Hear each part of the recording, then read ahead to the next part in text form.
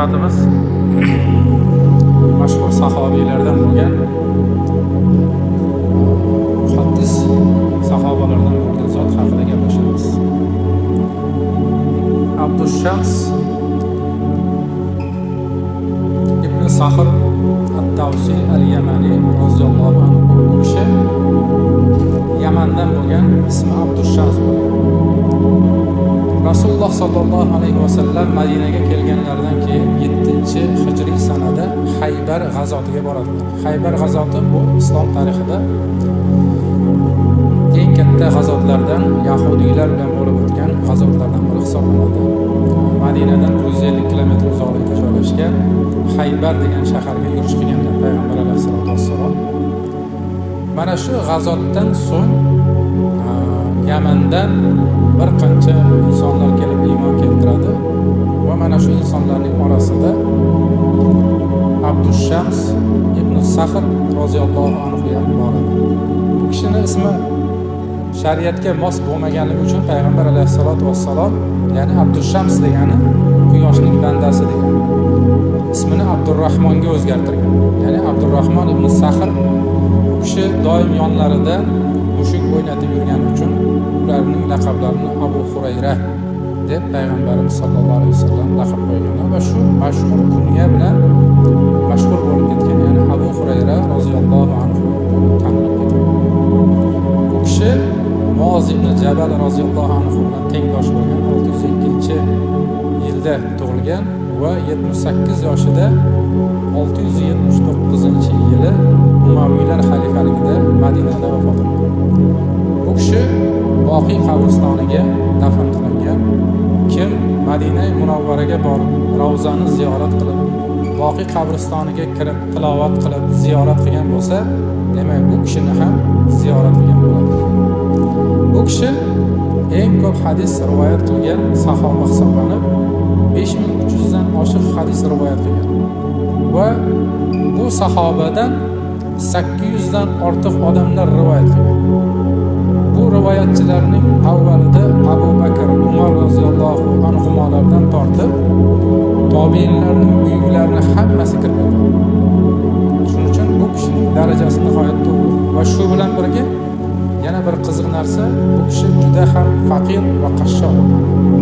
Shuning uchun Madinaga kelganlarida Madinada Masjidun Nabiyning ichida bir burchagida ashabi suffa, ya'ni tashqi hududlardan kelgan islomga, iymonga kirib Madinada islomni rivojlantirish uchun kelgan sahobalar yashaydigan karavotcha, ya'ni supacha bo'lgan, buni ashabi suffa deyilgan.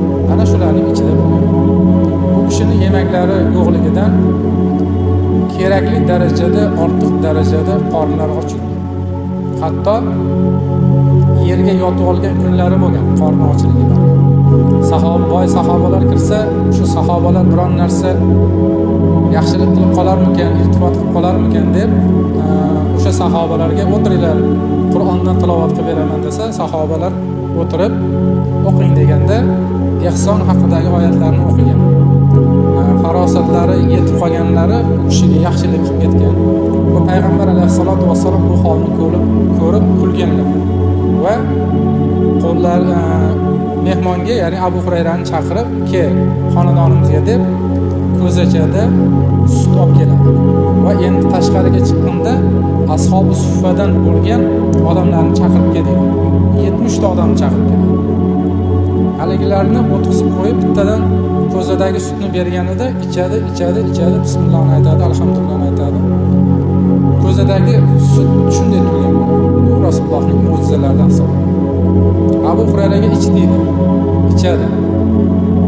Bo'ldimi ya Rasululloh degan, yana ich deydi. Yana ich deydi. Endi bo'ldi, tirnoqlarining orasidan chiqib ketadi sut deydi. Chunki bu kishi banda edi, insonida shuncha odam keldi, sut yetmay qolib tugab qolsa nima bo'ladi degan xayol bor edi. Endi bu kishidan rivoyat qilingan asosiy mavzu hadis ko'ramiz. Abu Hurayra roziyallohu anhu dan rivoyat qilinadiki, Nabiy sallallohu alayhi vasallam aytdilar. Marhamat qildilar deyman, chunki aytdilar. Marhamat qilinganda yaxshiliklar aytilgan. Lekin bu hadisda qiyomat kuni bo'ladigan hodisotning eng qiziq qiziq va ajoyib joyi aytilgan.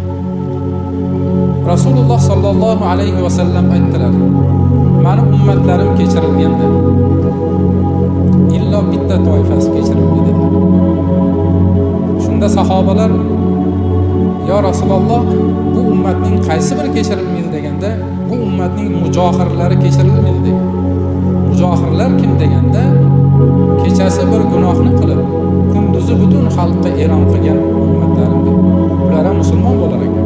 Lekin insonlar ko'rmagan joylarda gunohlar qilib yurib, keyin u gunohlarni maqtanib, aytib, "Men kechasi bundoq qildim" deb shariatga to'g'ri kelmaydigan gunohlarni e'lon qilib aytadi. Kimki gunohini oshkora aytishga jazm qilsa, Alloh qiyomat kuni ana shu gunohini hisobini qiladi. Shuning uchun banda xatoan qilib, biron bir gunohlarni qilgan bo'lishi mumkin. Keyin Alloh tavfiq berib ibodatga o'tgan bo'lishi mumkin. Shuning uchun har bir musulmon odam o'zining o'tgan hayotidagi gunohlarini ko'chaga yoymasin. Biz ham rosa bosib yurganmizda, biz ham rosa mana shunaqa bo'lganda degan gaplarni gapirish kerak emas. Bo'ldi, bu narsani unuting. Allohdan avfini so'rang, Alloh kechirsin. Bironta bandaga men falon gunohlarni qilib qo'yganman deb aytib yurmang. Alloh taolo barchamizni gunohlari kechirilgan ummatlardan qilsin, mujohirlardan qilmasin. Allohumma ahsin aqibatana fil umuri kulliha va ajirna min khizyid dunya va azabil akhirah bi rahmatik.